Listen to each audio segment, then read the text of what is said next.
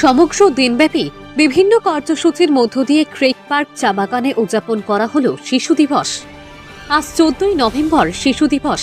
পণ্ডিত জওহরলাল নেহরুর জন্মদিন উপলক্ষে সমগ্র দেশে আজকের দিনটি শিশু দিবস হিসেবে উদযাপিত হচ্ছে। শিশুদের প্রতি নেহরুর গভীর ভালোবাসার প্রতি শ্রদ্ধা জানিয়ে এই বিশেষ দিনটি শিশুদের উদ্দেশ্যে উৎসর্গ করা হয়েছে।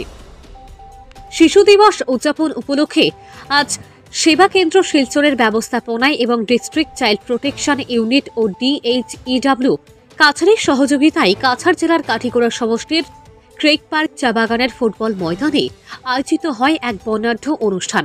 প্রদীপ প্রজ্বলনের মাধ্যমে অনুষ্ঠানের শুভ সূচনা করেন আমন্ত্রিত অতিথিরা। তারপর আমন্ত্রিত অতিথিদের উত্তরীয় পরিয়ে সম্মাননা প্রদান করা হয় সেবা কেন্দ্র শিলচরের তরফ থেকে এবং DHEWর তরফ থেকেও এদিন আমন্ত্রিত প্রত্যেক অতিথিদের হাতে একটি করে উপহার তুলে দেওয়া হয়।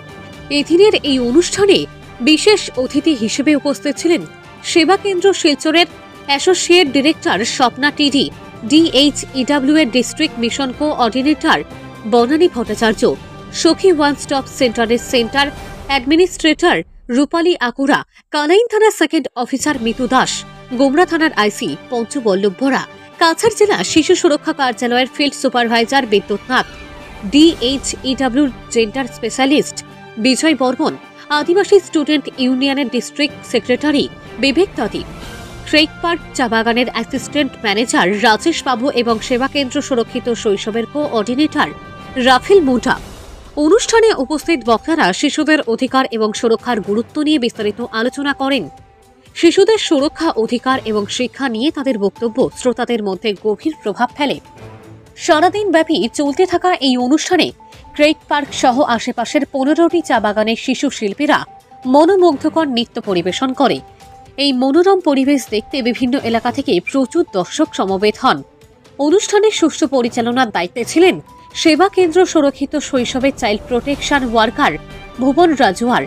এই শিশু দিবস উদযাপন অনুষ্ঠানটি শিশুদের জন্য এক অনন্য অভিজ্ঞতা প্রদান করে এবং তাদের মাঝে আনন্দের সঞ্চার ঘটায়।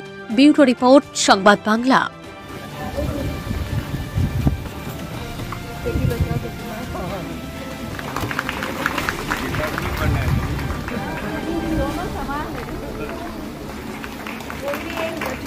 इम्बैलेंस हो जाएगा।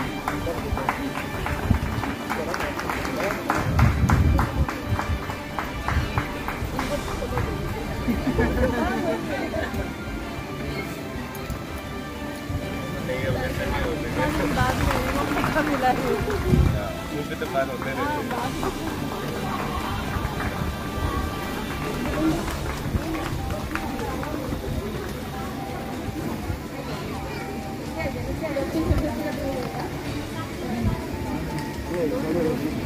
আমি সবাইকে অনুরোধ করবো কাজটি নিয়ে একটি সামনে আসার জন্য।